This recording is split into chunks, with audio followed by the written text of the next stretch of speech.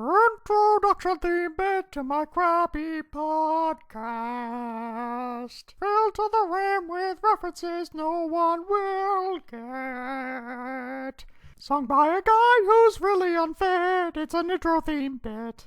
JTAKRAOSPE25, number 25, Wizard 14 and 15. But before that, tree kangaroos. It's time we admit that they're real, and the owl bears of Australia.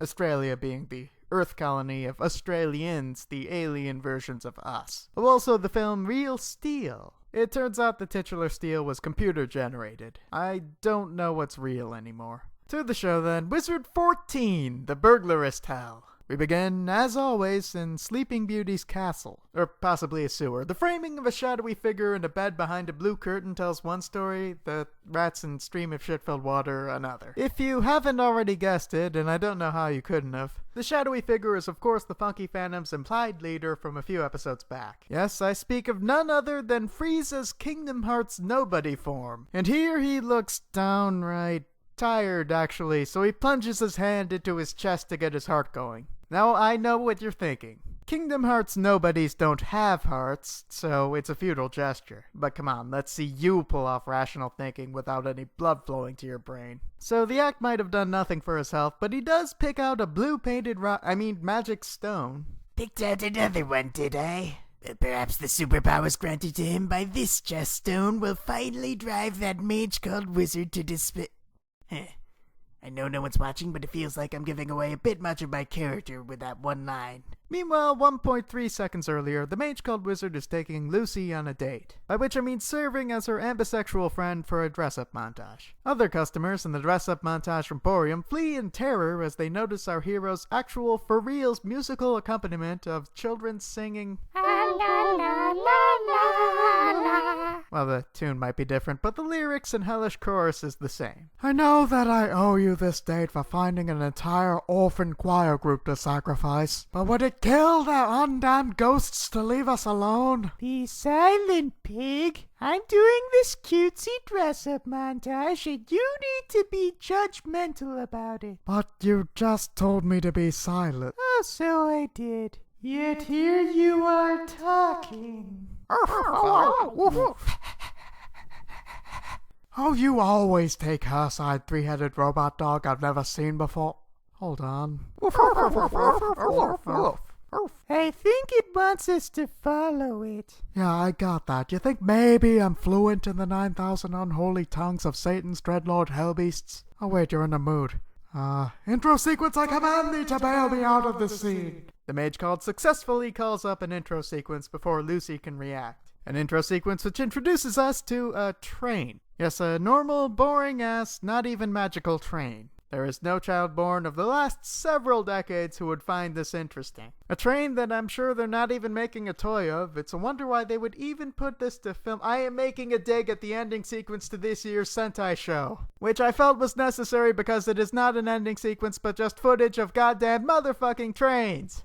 Well, in truth, this train isn't dwelled on, luckily, for we look right under it to find a pudgy bald man being threatened by a younger, more fashionable man. Oh, and by threatened, I mean stabby, not in the way that would make the pudgy bald man reflect on where his youth is gone. But before long, the younger man is in turn threatened by recurrence-themed villain Gorgonzola. And by threatened, I mean snake-hair tentacle raped. Fortunately, an hour and a half into this raping arrives the mage called Wizard, who has impeccable timing as usual. Alright, you slithering skank, you may have easily beaten me last time, but now I'm ready for that. Okay, so your snake hair things can just push the nether sphinx god inside me. But I'm still able to just turn into a puddle to... This is even worse. How can you find my sphincter like that? Oh, that's it. Flames of ants!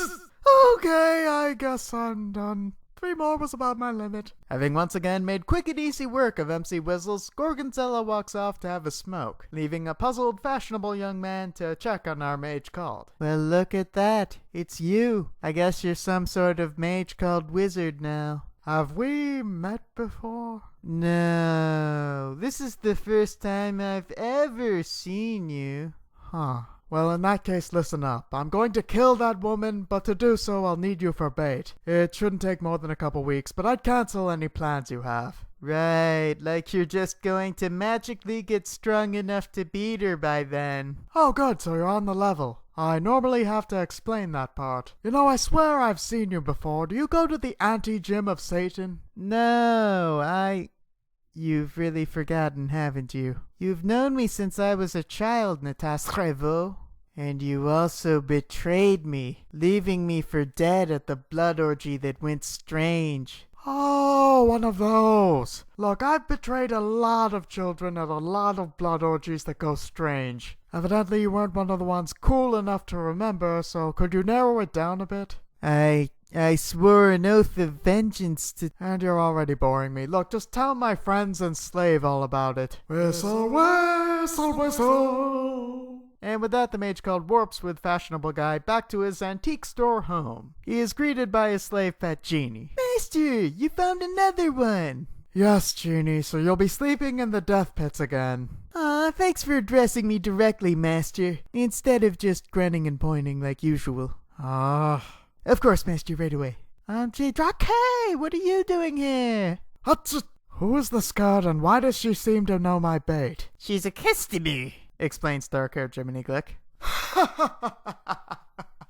But really, who's the skirt? I'm like a film student, but I heard that film cameras are like super old, so I went to this antique shop. But we don't even have a sign. Diamond here is my girl, explains the apparently named Drake. Or at least she used to be. I cast aside earthly temptation in order to embrace the path of sin. Drake, it's like so hot when you say stuff I don't get. Where have you been these last few months? Killing Films making. I've been killing at films making. For my peeps. Then why didn't you call me? You said I was like the best actress ever that one time. Here's my flashback to prove it. You're the best actress I've ever had sex with in a garbage can.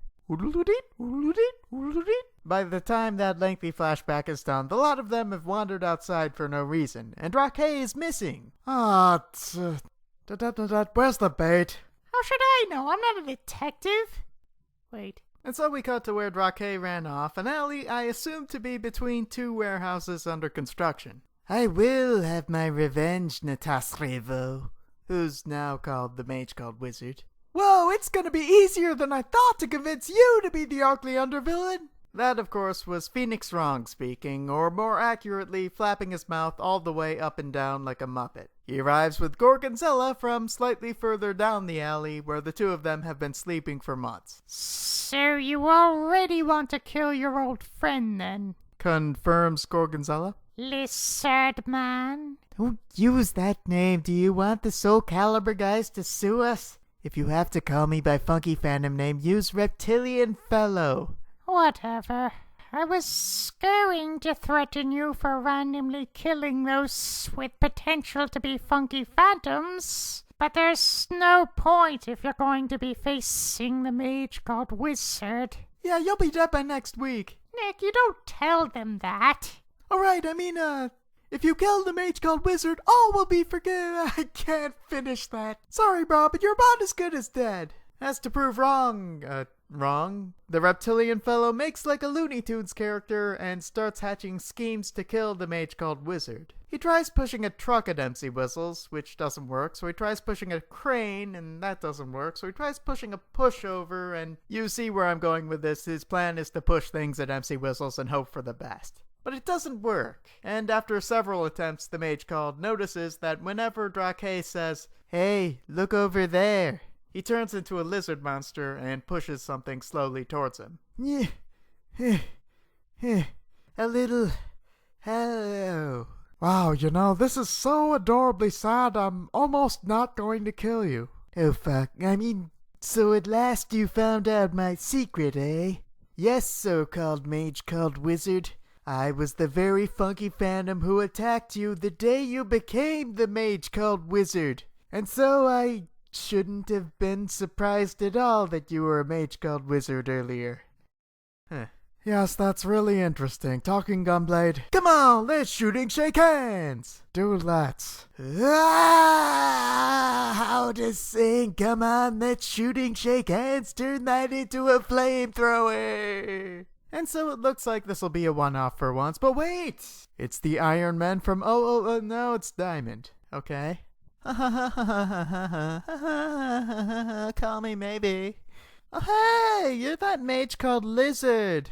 And you're fighting some weird candy ring guy. Smelling opportunity mixed with cheap and somehow slutty perfume, the reptilian fellow grabs the girl and holds her hostage, using his lizard-like toy sword of omens. So yeah, of course he's fired on anyway, but wait! The implication is that it was Gorgonzella firing, even though they were too lazy to put in an effect, and the mage called Wizard is shot at pretty much everyone who took a hostage up till now. Ouch. Aren't you supposed to be on my side? Well, I couldn't risk you harming the target of the arc. Dun dun dun!